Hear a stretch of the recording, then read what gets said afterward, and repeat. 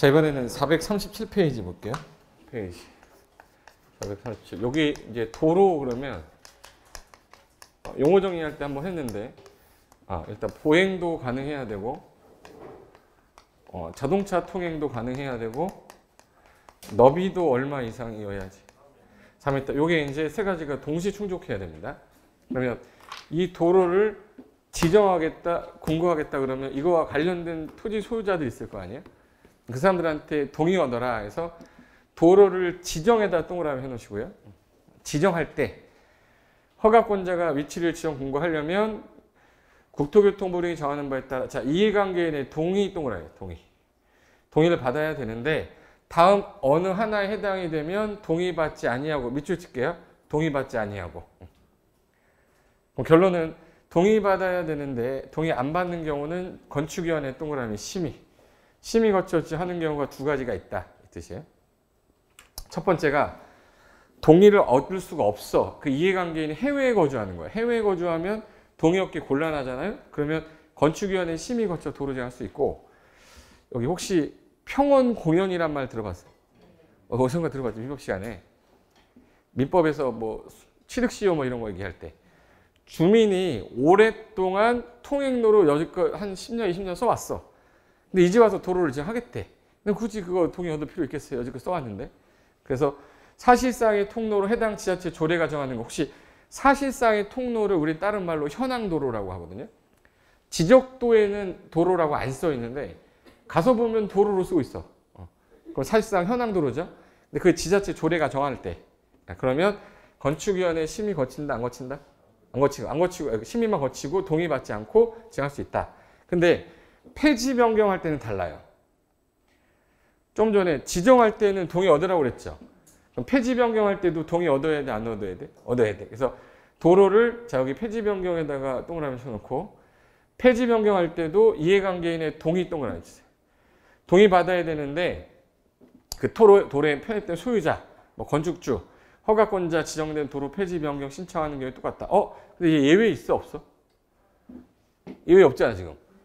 그럼 도로 폐지 변경할 때는 예외 없어. 무조건 이건 이해관계 동의 얻어야 돼요.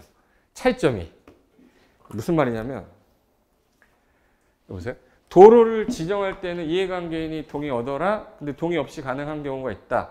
해외 거주하거나 사실상 통로로 지자체 조례가 정할 때. 근데 폐지 변경할 때는 이해관계인이 동의를 얻어야 되는데 뭐가 없네? 무조건 동의를 얻어야 돼요. 그러니까 지정할 때는 동의 안 얻는 경우도 있지만 폐지하는 거는 기존에 그 땅이 그 도로가 없어짐으로 인해서 이해관계인이 그 사용 수익 못하게 되면 안 되니까. 그래서 그걸 제가 교과서 옆에다가 써놨어요. 왜? 비교에다 써놨는데. 지정할 때는 이해관계인의 동의 얻어라. 예외 있었죠? 폐지 변경할 때는 예외 있다 없다? 없다. 여기 현관편 예외 없다. 그거 하나. 제가 아까 건축물 대장이 있고 가설건축물은 뭐가 있댔죠? 가설건축물 대장. 도로는 도로관리대장 하나 있어. 밑줄 쳐놓으세요. 도로는 도로관리대장. 그래서 대장이 총 3개 나옵니다. 건축물 대장, 가설건축물 대장, 도로관리대장. 총 몇 개? 3개. 됐어요. 그럼 이제 도로는 알았고, 그럼 뒤로 넘겨보세요. 이제부터 대지하고 도로는 어떤 관계가 있냐? 이것 때문에 건축이 되냐 안 되냐가 여기서 나와요. 44조 1항이라고 이게 제일 중요한 규정문이에요. 그러면 내가 갖고 있는 대지가 차가 들어오려면 자동차가 몇 미터니까. 그럼 2m 이상은 접해 있어야 되는데 딱 2m 접해 있으면요. 그 땅 약간 힘들어. 차가 들어올 때 이렇게 돌아서 앞으로 갔다 뒤로 갔다 2m가 쭉 들어가려면 드래프트 해야 되거든요. 그래서 보통 한 3m 정도 돼 있어야 자연스럽게 들어갈 수 있거든요. 그래서 2m 이상 접하는 거 맞는데 최소 기준이. 그래서 2m 이상 도로에 접해야 되는데 여기 보세요. 자동차만 통행하는 도로는 제외한다는 말은 뭐냐면 우리 경부고속도로에 붙어있다고 건축허가 나야 안 나? 안 나요. 보행도 가능하고 자동차 통행이 가능한 도로에 2m 이상 접해가 나는 거지 자동차만 통행하는 도로에 접하는 거는 허가를 해주지 않겠다는 뜻이에요. 단 예외가 있는데 다음에 해당하면 그러하지 아니하다. 몇 미터 접해야 되는데? 근데 1번, 2번, 3번은 안 접해도 된다 그 뜻이에요. 해당 건물 출입에 지장이 없다 인정이 됐거나 건축물 주변에 공지가 있는 거야. 공원, 광장, 유원지 같이 건축이 금지되고 통행에 지장이 없다고 인정이 됐을 때. 그리고 농막은 어디서 들어본 것 같지 않으세요? 농막이 뭐냐면 그 농사 짓던 사람이 점심에 약간 그늘을 좀 만들어 놓고 점심도 먹고 낮잠도 좀 자고 농기구가 예를 들어서 녹슬지 않게 비 안 맞게 하려고 만들어 놓은 가설건축물이에요. 근데 건축물이긴 건축물인데 가설건축물이잖아. 그래서 돼지도로 간 게 맞아야 되지만 농사 짓는 땅은 돌에 안 붙어 있거든. 걔네들 같은 경우는 돌에 안 붙어 있어도 얘는 짓게 해주겠다. 이게 농막이에요. 그림으로 볼게요. 그림으로. 자, 그림으로. 자, 여기 보시면 원칙이 너비가 얼마 이상 도로에 너비. 얼마 이상 접할 것. 그래서 2m 이상 접해라 이렇게 돼 있죠. 그런데 얘가 지금 현재 도로에 안 접했거든요. 근데 요 광장, 공원, 유원지 같이 공지가 있는 거야. 불이 나도 여기로 들어와서 끌 수 있죠. 그래서 방금 전에 본 게 다음의 경우는 그러하지 아니하다. 출입 지장 없을 때, 광장 유원지가 있을 때, 농막 있을 때 걔네들은 도로 안 접해도 된다 이 뜻이에요. 근데 강화 규정이 있는데 여기 보시면 연면적이 2,000제곱미터 이상, 공장은 3,000 이상인 건축물은 너비가 6m 이상 도로에 4m 이상 접해라. 이게 왜 나왔냐면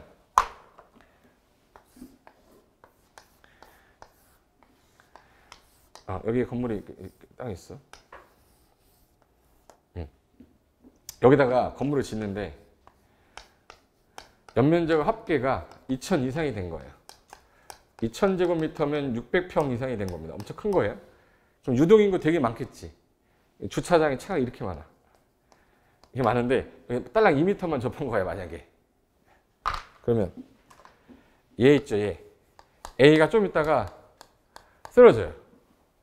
왜 쓰러질 것 같아요? 차를 갖고 나갔는데 차가 안 가. 왜 안 가 했더니 차가 계속 막혀 있는 거야.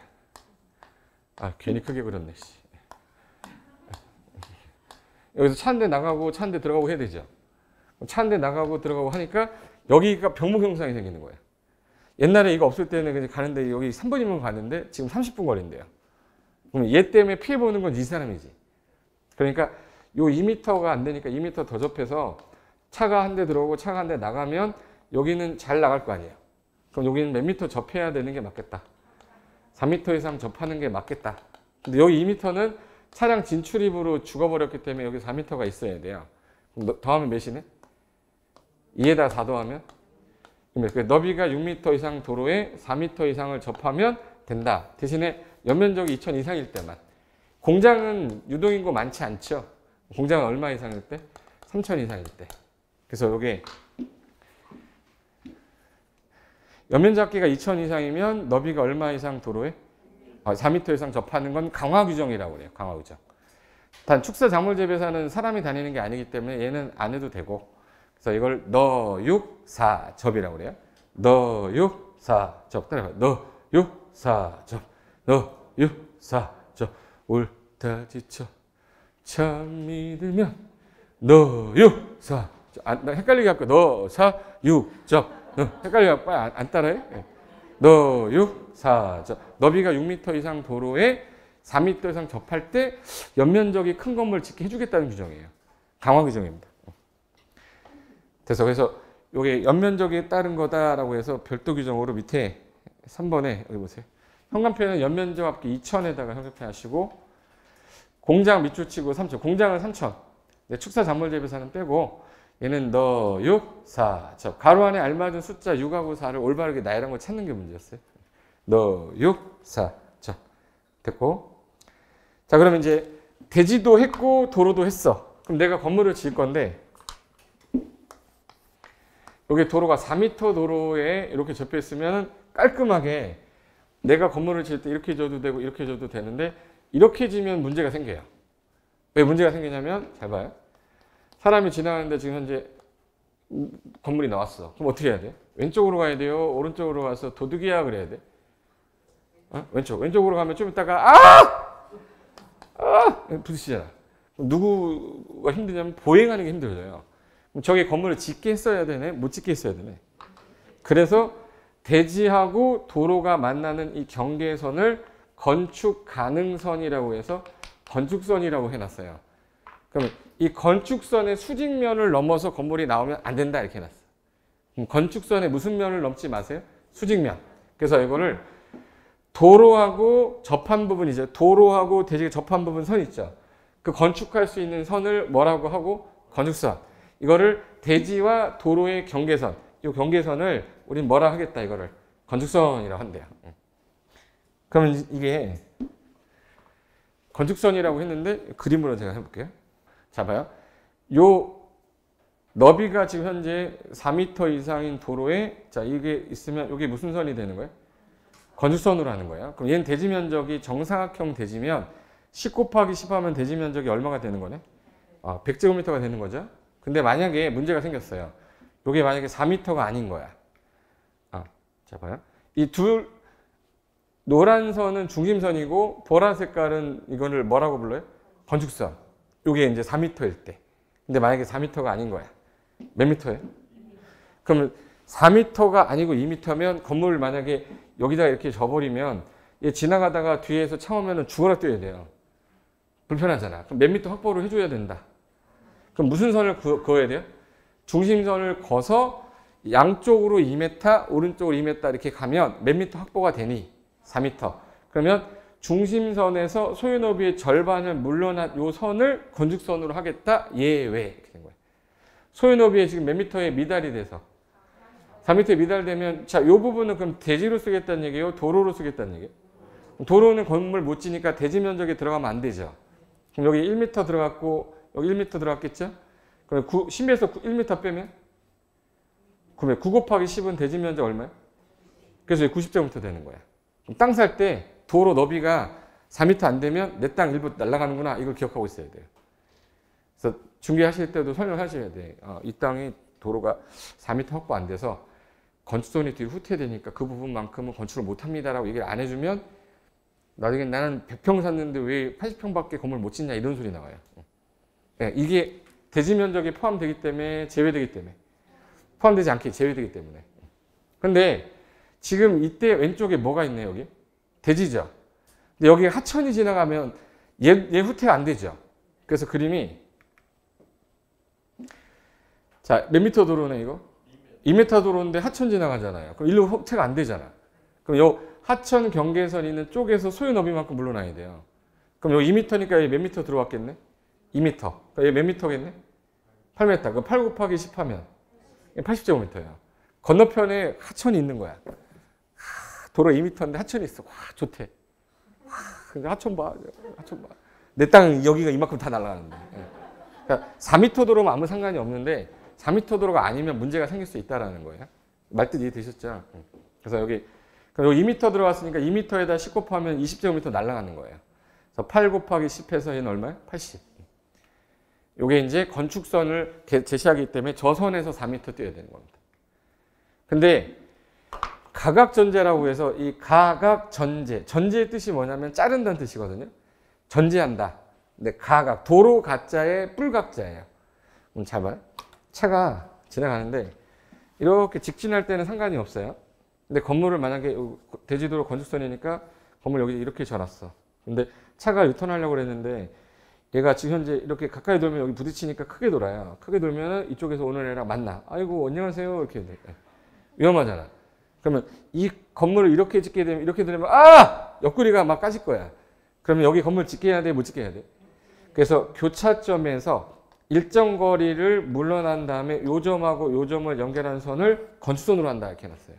그럼 요 삼각형은 전제시켜 버려요. 잘라. 그럼 요 부분은 대지 면적에 산입한다, 제외한다. 그래서 대지 면적에 포함되지 않게끔 해놓은 걸 이걸 가각 전제라고 하는데 그러면 이 띄어야 되는 이 x 값을 그럼 어떻게 계산할 거니? 했더니 얘네들이 공식을 주겠다. 양쪽 도로 너비가 넓으면 상관이 없죠. 그래서 양쪽이 8m 미만일 때 사이각이 좁아서 120도 미만일 때 전제가 각도가 몇 도 미만이고 120도 미만이면서 양쪽 도로가 몇 미터 미만? 8m 미만일 때는 가각전제를 하셔야 돼요. 우리나라 건물 짓을 때. 공식을 줄 때 어떻게 줬냐면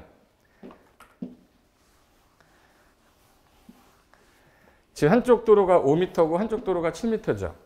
양쪽이 8m 미만 맞죠? 각도는 90도니까 120도 미만 맞죠?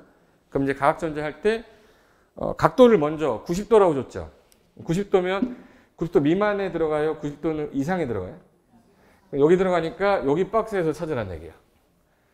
근데 한쪽 도로가 7m니까 7은 6하고 8 사이에 있는 거예요? 6하고 4 사이에 있는 거예요? 8 사이. 그럼 쭉 가면 요거 만나죠. 그리고 하나가 5m니까 5m는 4하고 6 사이에 있는 거잖아. 얘가 가서 만나는 숫자가 몇이네? 그래서 2m 뛰라고 돼 있는 거야, 이렇게. 한 번만 더 할게요. 이번에는 각도가 70도고 여기 6m고 8m면은 양쪽 도로가 8m 미만이죠. 120도 미만이니까 가각전제 해야죠. 근데 각도가 70도면 얘는 어디서 찾아야 되냐면 여기서 찾아야죠. 90도 미만에서. 그럼 요 4, 3, 3, 2 중에 하나가 될 건데 하나가 7m니까 7m는 왼쪽, 오른쪽. 그럼 여기서 나오고 하나가 5m, 6m니까 6m는 여기 있는 거죠. 가서 만나는 게 몇 만나네? 그래서 4m 후퇴가 된 거야. 4m 후퇴하고 4m 후퇴해서 요 점하고 요 점을 연결한 요 선이 건축선이 되는 거야. 그럼 요 삼각형은 대지 면적에서 뭐 한다? 제외. 공식 보는 방법은 알겠죠. 공식 보기 싫지.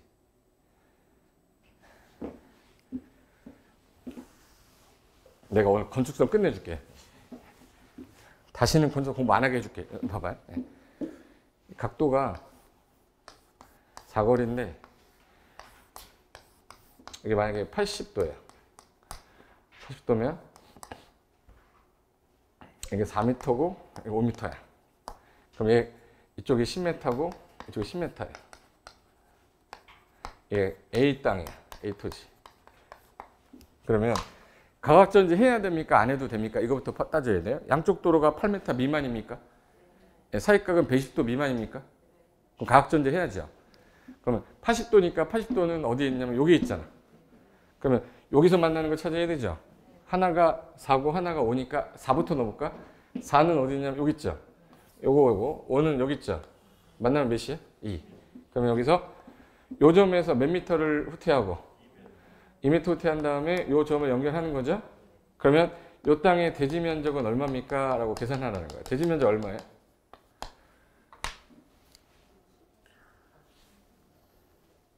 대지 면적. 이 땅 A 땅의 대지 면적. 대지 면적이 원래는 100제곱미터인데 만약에 저기 2는 4에다가 2제곱미터를 빼면 이게 98이라고 생각하시면 안 돼요. 왜 안 되냐면 얘 각도가 몇 도야? 90도면은 맞을 수 있지. 80도면은 이 코사인 80도 계산할 줄 알아요? 이 코사인. 사인 제곱 플러스 코사인 제곱은 1이다라는 공식 2차 방정식 넣어야 돼요. 이거 손도 못 대잖아. 그러면 각도 80도를 내겠어 시험에서? 100% 안 내. 몇 도밖에 못 내겠네? 끝! 90도밖에 안 나와요. 무조건 90도밖에 못 내. 90도인데 3m 후퇴하는 거 아니면 2m 후퇴하는 거 아니면 2m 후퇴하면 2m야. 그럼 확률은 뭐가 제일 높네? 2m 찍으면 일단 맞아. 답이야. 이렇게까지 했는데도 틀리면 저 할 말이 없거든요. 그럼 이제 문제는 몇 도로 나올 거다? 90도. 그럼 나는 후퇴되는 길이 2m 찍는다. 그런데 3이 나오는 경우의 수를 낼 수도 있잖아요. 그럼 역산을 하면 돼. 3이 나오려면 한쪽 도로가 6에서 8 사이여야 되죠. 정수로 나올 거니까 6하고 7만 나오겠지. 8은 가각전제를 안 하겠죠. 미만이잖아. 그럼 6하고 7이 되고 이쪽으로 가도 얘가 몇이어야 돼? 6하고 7. 그럼 양쪽이 6, 6이거나 6, 7이거나 7, 7일 때만 3이 나오는 거예요. 하나라도 6이 안 되면 무조건 2만 나게 돼 있어요. 그래서 머릿속에 각도는 몇 도만 나올 거다. 그럼 나오면 양쪽이 6, 6 이상이면 몇 미터 후퇴? 3m 후퇴. 하나라도 6m 이상이 없어. 무조건 2m 후퇴 찍으시면 돼. 그래서 6, 6, 3 빼고 나머지는 다 2다. 됐어요? 그럼 제가 그림 그리자마자 대지 면적이 나오면 이제 머리 다른 사람들이 볼 때 야, 너 이거 어떻게 한 거야? 이렇게 할 거야? 제가 연구를 얼마 많이 한 줄 아세요, 이거? 자, 각도가 90도. A 땅이다. 자, A의 대지 면적은 얼마예요? 라고 계산하는 문제가 나왔어. 그럼 제가 숫자를 이 너비를 쓰는 순간 대지 면적이 바로 나오시면 이해가 다 되신 거고 바로 안 나왔다 그러면 눈을 찔러버릴 거예요. 이렇게. 자, 잘 봐요. 숫자 쓸게요. 또 4m고 여기 만약에 7m다. 대지 면적은 98이죠. 어떻게 한 거예요? 그게 아니라 98이야. 왜 98이냐면 잘 봐요. 한쪽이 6m 안 됐죠. 무조건 2m 후퇴야. 여기서 몇 미터 후퇴하고? 여기 2m 후퇴하죠. 여기 건축선이죠. 그럼 밑변 곱하기 높이 곱하기 2분의 1이 삼각형이잖아요. 그럼 2 곱하기 2는 4인데 2분의 1이면 2제곱이잖아.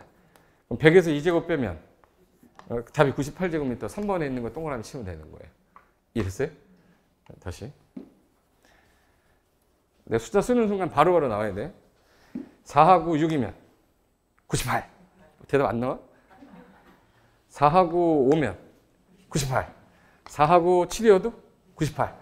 5하고 4면 98. 5하고 5면 98. 5하고 6이면 98. 6하고 4면 98. 6하고 6이면 95.5. 98 누구야? 찔러야겠다. 6하고 6이죠. 양쪽이 66 이상이면 3m 후퇴죠. 3 곱하기 3이면 9죠. 9에서 2분의 4.5잖아. 100에서 4.5 빼면 95.5잖아. 이게 되신 거예요? 근데 그림 보자마자 95.5인데 이렇게 하는 거랑 잠깐만 기다려봐. 8664, 8664, 8664, 4332, 322, 90, 90, 120 이게 써야 돼. 저 공식을. 그럼 저 공식 못 쓰니까 무조건 각도로만 보시고 시험 문제는 몇 도밖에 안 나올 거다. 90도 나오면 양쪽 도로 너비를 본다. 둘 다 66 이상, 66, 67, 77로 돼 있으면 몇 미터 뛰고 하나라도 6m 이상 안 된 게 보이면 무조건 2m 뛰게 돼 있어요. 이해 되신 거죠? 그럼 이제 요 그림은 보자마자 제가 한번 해볼게요.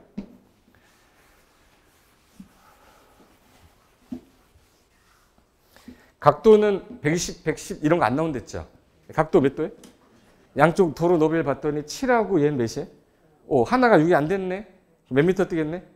2m. 이게 6이라고 돼 있으면 3으로 바뀌어요. 그렇게 하시라고. 됐어. 그 다음에 그럼 요거는 문제가 생긴 게 뭐가 생겼냐면 너비가 몇 미터 도로인지 보실래? 4m면 어디가 건축선이냐면 여기 건축선이죠. 원래 여기가 건축선이어야 돼. 건축선이잖아. 근데 여기가 도시지역인데 미관 정비를 하려고 싶은데 건물 여기다 딱 붙여지면 미관 정비가 안 될 것 같아서 도시지역에서만 시장건설구청장이 이거 후퇴해서 지정을 해버릴 수 있어요. 도시지역 몇 글자예요? 4m까지 최대 후퇴시켜서 지정할 수 있어요. 그래서 얘가 2m를 만약에 지정했다. 그럼 여기 이 점선이 지정건축선이 되네. 이게 후퇴된 게 아니라 시장건수가 뭘 한 거예요? 지정 몇 미터 이내로만? 근데 2m를 지정했대. 근데 얘는 도로로 쓰겠다는 건 아니에요. 이미 도로 확보돼 있기 때문에. 미관만 정비하는 거기 때문에 얘는 대지 면적에 포함시키라고 돼 있어요. 얘는 대지 면적에 포함한다, 제외한다. 그럼 얘는 대지 면적이 얼마예요? 80이라고 하면 안 되고 100. 그냥 들어가니까 100이라고. 이 말 뜻을 이해해야 돼. 기존 거까지는 제가 후퇴시켰잖아요. 걔는 도로로 쓸 거니까 대지 면적에서 뺀 거고 여기는 도시지역에서 4m 이내로 지정할 수가 있다. 지정하면 이거 무슨 건축선이 되고? 지정건축선. 걔는 미관 정비만 하려고 한 거기 때문에 도로로 포함한 게 아니에요. 그래서 대지 면적에 산입합니다. 까지만 하시면 돼요. 그래서 이거는 건축선 이렇게 정리하시면 돼. 그럼 이게 교과서에 어디 써 있냐면 여기 아까 원칙 대지하고 도로 경계선이죠. 예외 규정 보시면 이게 2m면은 4m 확보 안 됐으니까 중심에서 소요 너비 절반씩 후퇴해서 후퇴시켰죠. 요 1m는 대지 면적에 산입한다, 안 한다? 안 한다. 포함되지 않는다. 근데 양쪽에 대지가 있는 게 아니라 하천이 지나가면 경계선에서 뛰라고 그랬죠. 그럼 얘는 2m가 들어간 거기 때문에 대지 면적이 80이 된 거였잖아. 그리고 가각전제라고 해서 뒤에 넘기면은 표 하나 있을 건데 그 표를 못 외우겠다. 이 표를 못 외우겠다 그러면 머릿속에 각도는 몇 도만 시험에 주로 낼 거고 양쪽 도로 너비를 봤더니 66 이상이면 몇 미터 후퇴? 3m. 하나라도 6m 이상이 안 되면 2m 후퇴한 두 점 연결한다. 이렇게 기억하면 돼요. 됐고. 그 다음에 지정건축선은 요거는 여기다 밑줄 쳐놓으실래요? 도시지역에서 밑줄 치세요.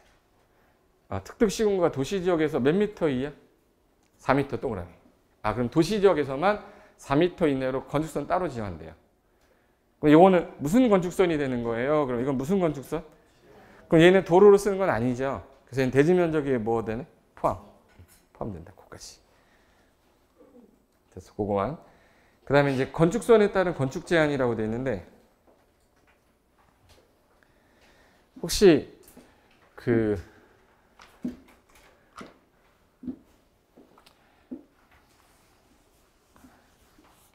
여기가 대지하고 도로가 만나는 경계선, 이게 건축선이죠. 건물은 여기서 나오지 말라고 했지. 어디서 나오지 말라고 했냐면 대지하고 도로의 경계선은 이 선이지만 이 수직면을 넘어서 나오면 안 되는 거예요. 그럼 건물 질 때 이렇게 져야 되는데 이 밑에는 나와도 상관없죠. 지나다니는 곳이 아니니까. 그러면 건축물의 외벽이나 또는 뭐 바깥에 있는 그 건축물의 구조물은 건축선의 수직면을 넘는 구조로 해서는 안 된다. 단 지표 아래에서는 그러하지 아니한다. 그래서 거기 교과서에 말로 써 있는 거 보시면 건축물하고 담장은 건축선의 뭐를 넘지 말래? 수직면. 수직면을 넘지 마라. 단 지표 아래에서는 그러하지 아니한다. 하나 더. 여기 우리가 자동차가 화물 싣고 다닐 때 4.5란 말 많이 봤죠. 이 화물 적재 최고 높이가 4.5m라서 우리나라 교통 표지판에 다 4.5m 이상에 있어요. 다 가버리니까. 근데 얘가 창문을 연 거야. 이렇게 열었고 얘도 창문 열었어. 그 출입구 열었어. 근데 여기까지가 4.5m인 거야. 그러면 이렇게 생기면 얘는 나와도 상관없죠. 얘는 나오거나 하면 얘 좀 있다가 나오면 돼 안 돼 이거. 그러면 어느 면이 기준이어야 되지? 도로면. 도로면에서 몇 미터 이내?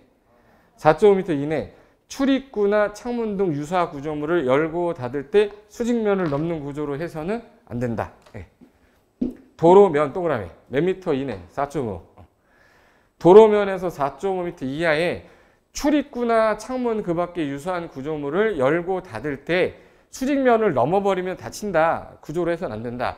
4.5m 이상에서는 상관없지만 이내일 때는 이렇게 나오면 안 된다는 뜻이에요. 그림 이해되신 거예요?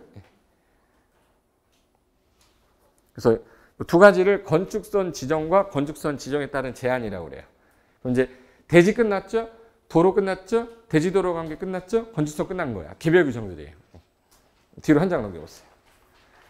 이제 제4장 해가지고 건축물의 구조재료라고 나오는데 우리가 중개업을 하는 거지 건축물을 짓는 게 아니죠. 그래서 중개사 업무하고는 크게 관련이 없어서 많이 출제되는 파트는 아니에요. 공부하다가 하기 싫으면 버려도 돼. 처음 공부하는 거니까 그래도 필요한 건 봐야 되지.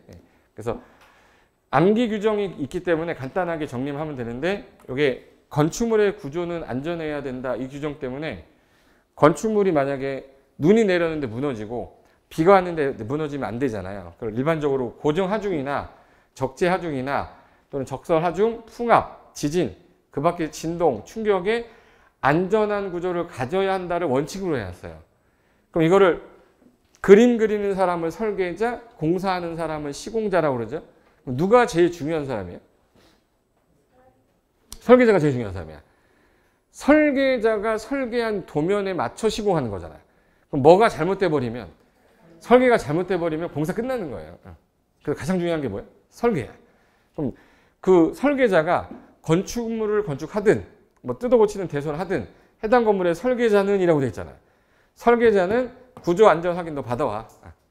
근데 구조가 안전한지 확인을 받아야 되는 거는 작은 건물일 때는 받을 필요가 있다 없다? 없어. 단 큰 건물일 때는 받아라 해가지고 보세요. 말이 좀 어려울 수 있어요. 어려워도 괜찮아. 제가 하라는 것만 하시면 되니까. 구조 안전이 되는지 확인한 건축물인데 그 중에 다음 어느 하나 해당이 되면 너 건축주 설계자한테 가서 구조 안전 확인 받았다라는 확인 서류 갖고 와. 그거 갖고 착공 신고할 때 서류를 제출하면 허가권자가 확인하겠다. 이거 구조 안전 확인이 됐는지. 그래서 표준 설계 도서에 따라 건축물을 졌으면 법규 위반할 일이 없으니 괜찮다. 근데 1층짜리는 괜찮은데 몇 층짜리는 갖고 오래? 2층 이상이면 갖고 오래. 근데 목구조다. 목구조는 3층 이상일 때 갖고 오래요. 잠깐만. 옛날에 우리 그 문화재 그러면 딱 어느 시 떠올라요? 문화재 하면 떠오르는 시가 있는데. 문화재. 경주시 안 떠올라? 나만 떠오르는 거야? 대한민국 사람 아닌가 보다 이 사람들. 불국사 뭐 이런 거 있잖아요. 경주하면 떠오르는 단어가 불국사였잖아요. 근데 요즘에 경주하면 떠오르는 게 뭐예요? 지진이에요.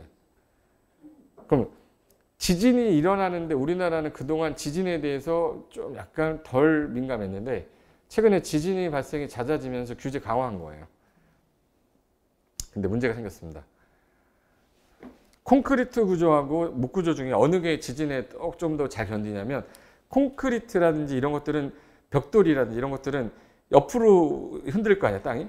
그럼 얘는 무너져 버려요. 근데 나무 같은 경우는 회감력 같은 거에 강해. 그러니까 얘는 3층 이상일 때만 받아라. 그래서 목 구조는 2층이 아니라 몇 층이에요? 3층. 연면적도 200 이상이면 받으셔야 돼. 서류 갖고 와야 되는데 목 구조일 때는 얼마라고 돼 있네? 그래서 이제 목 구조는 500인데 만약에 목 구조가 300제곱미터짜리다. 그럼 얘는 500 이상이 아니죠. 그럼 걔는 제출할 필요가 없잖아. 근데 300짜리 목 구조가 아니면 제출해야 돼요. 그래서 1번하고 2번 갖고 주로 틀리겠어. 그리고 높이가 몇 미터 이상? 13m. 처마 높이는 9m. 기둥 사이 거리는 10m 이상. 그리고 국토교통부령이 정하는 뭐 중요도 높은 건물일 때 이런 건물일 때 해당이 되면 구조안전 확인 서류를 제출하라는 거예요. 7번에 국가문화유산으로 보존가치 있는 거, 8번에 한쪽 끝은 고정되고 한쪽 끝은 지지가 안 됐는데 3m 이상 돌출이 됐다거나 단독주택이든 공동주택이든 안전확인 서류 제출하래. 이게 무슨 말이냐? 보여줄게요.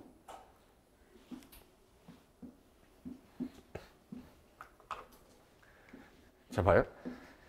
자, 이 건축주가 지금 현재 건물을 짓고 싶은 거야. 근데 건물 지려고 그랬더니 층수가 몇 층 아까? 2층. 2층. 연면적은 얼마? 200. 목구조일 때는 3층, 연면적 500이었죠. 그 높이가 몇 미터? 14. 처마 높이 9. 기둥 거리 10. 뭐 아까 했었잖아. 그거에 해당이 되면 설계자한테 가서 구조안전 확인 서류를 받아. 서류 받았죠? 받은 거를 갖고 착공 신고할 때 누구한테 찾아가서 서류 제출해라. 그 대상이 뭔데? 그게 22, 13, 9, 10, 지문, 3특 주거든요. 뭐라는 거야? 2층 이상, 연면적 200 이상, 높이 13, 처마 높이 9, 기둥 거리 10, 지진구역, 문화유산 3m 돌출, 특수구조 주택. 하기 싫어졌잖아 지금. 괜찮아. 할 수 있어. 우리에게는 뭐가 있냐면 손바닥이라는 게 있습니다. 옆에다가 손바닥이라고 써놓으세요. 손바닥에다가 손바닥 이렇게. 생명선도 가운데로 가야지 잘 사는 거지. 자, 생명선이 왼손이에요, 오른손이에요? 오른손에 하면은 나중에 못 봐요. 시험 보는데 왼손을 봐야지. 마디가 몇 개 있냐 이게. 엄지는 마디가 없잖아. 하나 있나? 두 개. 하나 있지, 하나. 엄지 마디 두 개야? 이 밑에 거는 아니고. 그러면 여기 2, 13, 9, 10, 지문, 3특 주 써놓으면 돼요. 이렇게 써놓으면 돼. 2가 뭐예요?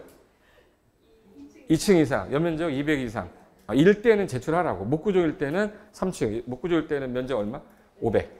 그래서 요거 높이가 13, 처마 높이 9, 기둥 거리 10, 지진구역, 문화유산, 3m 돌출, 특수구조, 주택들은 다 제출해야 되는데 요거는 쓸 때 유성펜으로 해야 돼요? 수성으로 해야 돼요?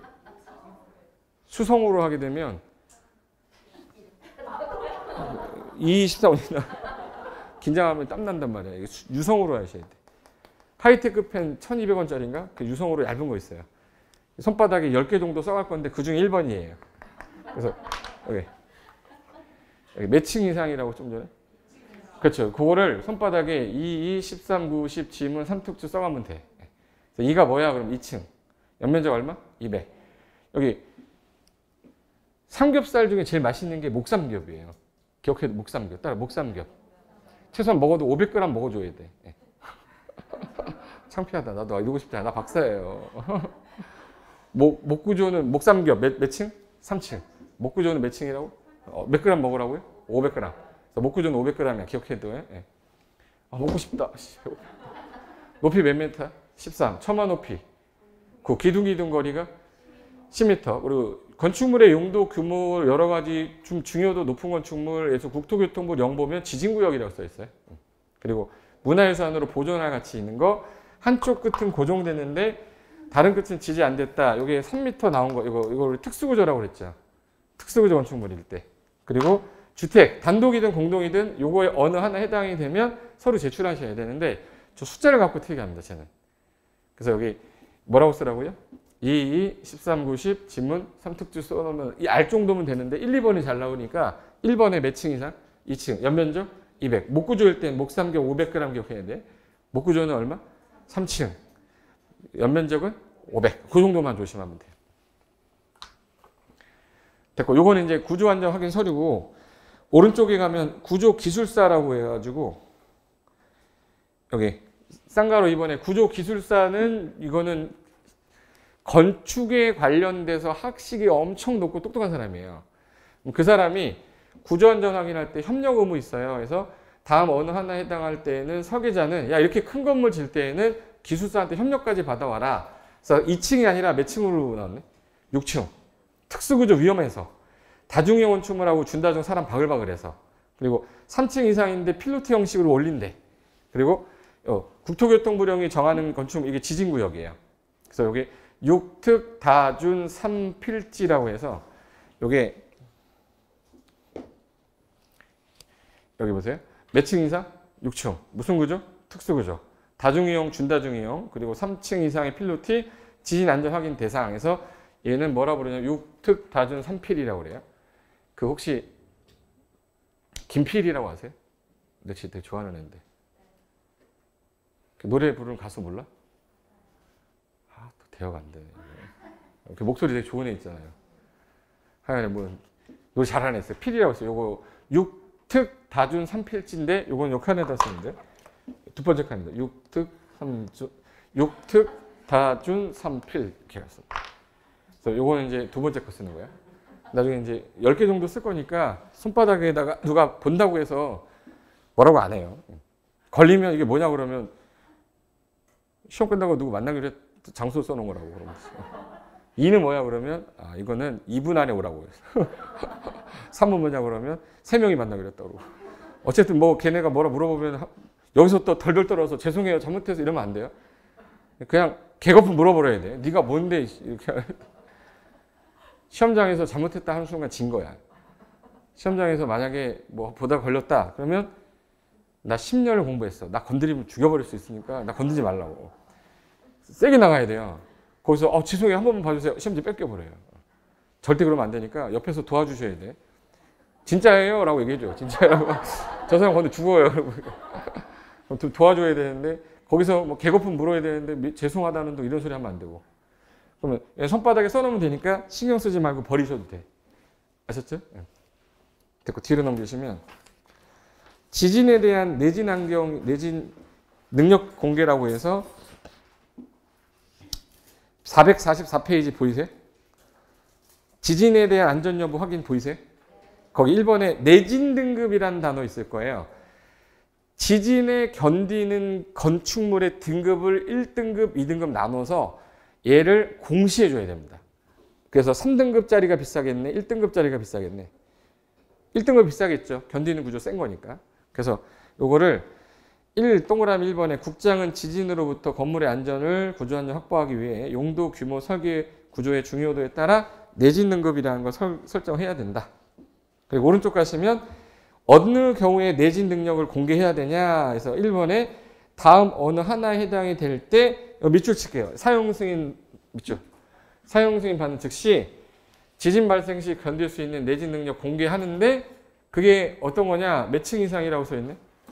2층 이상. 연면적은 얼마? 200. 이거 아까 어디서 목구조, 목삼겹이죠.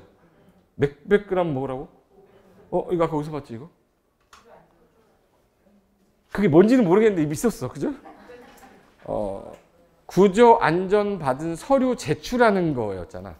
그게 아까 2였잖아. 그게 1번, 2번이 여기도 똑같이 나오는데 얘가 지진 때문에 나온 거랬잖아요. 아까 1번, 2번이 지진 때문에 나왔다고 그랬잖아. 경주시에서. 그래서 요거는 내진 능력 무조건 공개하는 대상이 아닌 것은 이렇게 하면 저 기억 니은은 아까 그 놈이에요. 목구조는 얼마? 3층 연면적 얼마? 500. 거기까지만 보시면 됩니다. 됐고 그 다음에 이제 거실 갈 건데 거실은 할 게 없는 게 여기서부터는 시험이 잘 나오질 않아. 거실은 요것만 하나 알고 갈까요? 혹시 거실이라는 게 머무는 방이죠. 그럼 햇빛 들어와야 돼, 안 들어와야 돼요? 그걸 채광이라고 그래요. 공기 들어가야 돼, 공기 안 들어가야 돼? 환기라고 그래요. 그럼 채광 환기를 위해서 일정한 면적을 만들어야 되는데 시험에서 혹시라도 나온다 그러면 채광이 중요한 거예요? 환기가 중요한 거예요? 이 정도만 아세요? 빛이 중요한 거예요? 공기가 중요한 거예요? 빛이 중요하다고 기억하세요. 지하여도 빛은 들어와? 안 들어와.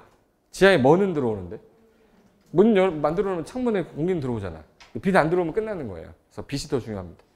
그래서 공법의 빛 고상철이라고 하잖아요. 기억해둬요? 공법의 뭐? 빛 누구라고? 이렇게 세뇌를 안 시켜놓으면 내 말 안 들을까 봐. 내가 물어볼게요. 바닥 면적의 10% 정도는 채광을 해야 되고요. 5% 정도는 환기시설 해야 돼요. 그러니까 어느 게 더 중요하니까. 채광. 그래서 걔가 10%, 얘가 5%예요. 그래서 이거 써놓으세요. 채광은 10%, 환기는 5%. 어느 게 더 중요해서? 환기는 5%예요. 그래서 바닥 면적의 10% 이상은 채광을 해야 되고 10% 정도는 환기는 몇 프로 정도 해야 된다. 5%. 어느 게 더 중요해서? 그래서 그 정도만 알고 가시고 신경 안 쓰고 싶으면 버리셔도 돼요. 그 다음에 배연 설비는요. 연기를 뺀다는 얘기죠. 배연 설비 요거는 형광펜을 하나만 해놓을게요. 거기 6층 이상에다가만 형광펜 해놓을게요. 6층 이상. 6층 이상에 사람들 버글버글한 거. 배연이 다른 말로 이제 연기 빼는 거죠. 그 일본 애들은 배연 시설을 뭐라고 부르는지 아세요? 후황이라고 그래요. 후황. 일본 애들은. 근데 우리나라 사람들은 뭐라고 그러냐면 팬이라고 그래요. 팬. 팬. F-A-N. 팬. 한번 따라해요. 팬. 한번 따라해요. 팬. 일본 애들은 혀가 짧아서 팬을 못해요. 후황 그래. 후황. 여기서 후황이라고 하는 사람 있죠. 혀가 짧은 거야. 후황. 후황. 팬이야. 팬. 팬 몇 층? 6층 이거 기억해 두세요. 팬은 몇 층 이상일 때? 6층 이상의 바글바글한 건물은 배연 설비해라. 그래서 이걸 5층으로 나오면 틀렸네 알 정도면 돼요. 몇 층 이상일 때? 6층 됐어. 버리세요. 나머지 아니고 돼. 정리해 줄게. 그 다음에 안전시설이라고 해서 이거는 뭐냐면 혹시 우리 사람의 무게중심점이 키가 크면서 현재 대한민국 그 전체적으로 키가 아시아에서는 제일 큰 편이거든요. 기골이 장대하고 뭐 이런 거 나오자 우리나라 사람들은. 평균 신장기가 크면서 내가 여기 이렇게 해서 담벼락에 옥상에서 이렇게 보려면 이게 떨어지면 안 되죠. 그럼 이거를 난간 높이를 일정한 중심점보다 높게는 해놔야 될 거 아니에요? 그래서 옛날에 이게 1.1m였었거든요. 근데 평균 신장기가 크면서 이게 1.2m로 커졌어요. 그래서 우리나라는 옥상에 가면 난간 높이 최소한 몇 미터 이상을 만들어 놔야 된다. 1.2m 이상 만들어야 돼요. 근데 오피스텔 가면 창문을 이렇게 미닫이가 아니라 여닫이로 돼 있거든요. 여닫이인데 창문을 여는데 이게 만약에 창문이 1.2m 이내에 있어 버리면 떨어지잖아. 그러면 창문은 1.2m 이상에 올려야겠네. 그래서 여기 바닥에서 몇 미터 이하 1.2m 이하면 떨어지지 말라고 추락 방지에서 추락 방지를 위한 안전시설을 해야 되는 거예요. 그래서 몇 미터만 기억하시면 돼. 그럼 1.2m 이상일 때는 안 해도 되겠네. 그럼 오피스텔은 창문이 대부분 다 1.2m 이상이 있겠네. 그래서 맨날 사람들이 다 창문 열 때 의자 갖고 와서 이렇게 열어봐요. 저야 물론 이렇게 열죠. 누구는 의자가 필요할 수도 있고 그럴 수도 있는 거잖아. 그러니까 몇 미터를 기준으로 한다만 기억하세요. 그럼 1.2m 이하면 추락 방지용이 있어야 된다. 됐어. 주야간 식별 표시는 볼 거 없고 이 경계벽은 뭐냐면 혹시 제가 누워서 자고 있는데 옆집에서 부부싸움 하는데 내용이 뭔지 들려. 그럼 잠을 잘 수가 없어요. 또 술 먹고 들어왔구나 남편이. 이러면 이 집은 옆에 있는 소음이 다 들어오죠. 그래서 경계벽을 할 때 소음 방지용으로 해야 돼요. 그게 다음 어느 하나에 해당하는 건물의 경계벽은 국토교통부 령이 정하는 기준에 따라야 된다. 자, 다가구 주택의 가구 간 공동주택의 경계벽, 뭐 거실 침실로 쓰이는 발코니 부분 빼고 그리고 기숙사의 침실, 의료시설, 병실, 학교의 교실, 숙박 객실, 요 경계벽은 전부 다 소음 방지를 위해서 해야 돼요. 소음 방지. 그래서 혹시 벽이 이게 집에 있으면 이 벽이에요. 근데 여기서 얘가 와이프한테 와이프예요. 여기 와이프한테 여보 우리 외식하러 갈까? 했더니 여기서 네 그러면 돼? 들리면 안 되죠. 그럼 얘가 여기까지 올라와야 돼요. 묻혀야 돼 이렇게. 묻혀서 이렇게 가야 여기는 소리가 이렇게 들어갈 거 아니야. 근데 만약에 여기서 끊어지면 여기 사이 틈으로 들려요. 여보 밥 먹으러 갈까? 그래? 이렇게 하면 안 되잖아. 이걸 소음 방지 경계벽이라고 했는데 누워 있는 것들은 전부 다 해야 돼요. 누워 있는 거. 대부분 기숙사 침실 누워 있죠. 병실은 누워 있죠. 학교 가면 애들 다 누워 자빠져 자잖아. 누워 있는 거. 객실 다 누워 있는 거죠. 근데 상점 같은 경우는 옆집이 들려도 상관이 없지. 그래서 상점 간 가구 세대는 경계벽 설치 안 해도 된다. 그래서 얘가 답이었었어요. 한 번 정도 나왔던 거기 때문에 무슨 말인지 말고 넘어가셔도 돼요. 그래서 뒤에 넘기면은 산후조리원. 이거 자고 있는데 옆집에서 들리면 안 된다. 그리고 다중생활시설 경계벽, 노유자시설, 그리고 노유자시설 요양보호 경계벽은 이건 좀 막아줘야 된다 해서 누워있는 건 전부 다 무슨 소음방지 경계벽 해야 돼요. 그리고 굴뚝은 볼 거 없고요. 창문에 차면이 뭐냐면 가릴 차 면이에요. 면을 가려라 해서 2m 이내 직선거리에 이웃주택의 내부가 훤히 보이는 창문. 그럼 이건 옆에다가 좋겠다 이렇게 써놓으세요. 좋겠다. 왜 좋아? 건물이 있고요. 건물이 있어요. 건물이 있는데 여기 창문이 이렇게 있어. 창문 있고 얘도 창문이 있어 이렇게. 창문이 있는데 여기 옆집에 아가씨가 이사 왔어요. 그럼 여기 2m 이내야. 창문이 서로 보이죠? 그럼 이 아저씨 여기 나와 있어요 이렇게. 이러고 볼 거 아니야. 못 보게 해야 돼, 보게 해야 돼? 그럼 여기다 이렇게 해가지고 이렇게 가려서 이렇게 차면 이렇게 해야 돼요. 차면. 이게 상린관계에서 나온 건데 이웃주택의 내부가 훤히 보이는 2m 이내면 차면시설로 나무 거꾸로 이렇게 해놓은 거 있지. 이렇게. 그 차면이라고 그래요. 그 의무사항입니다. 우리 시험에서는 1.5m로 나왔거든요. 만약에 1.5m에 마주보는 창문이 있을 때는 차면시설 해야 된다. 맞죠? 몇 미터 이내니까. 그러니까 2m만 체크해 놓으면 돼요. 좋겠다. 됐고. 그 다음에 3번에 피난시설이라고 되어 있는 거. 이건 이제 개별시설들이거든요. 개별시설들이라 제가 체크하는 것들만 보면 되는데, 여기서부터는 잠깐 쉬었다가 시설 관련된 거 다 끝내버리고, 중요한 것들 내가 뭐만 체크해 드릴 테니까 잠깐만 쉬었다가 여기서부터 이어서 할게요. 잠깐만 쉬겠습니다.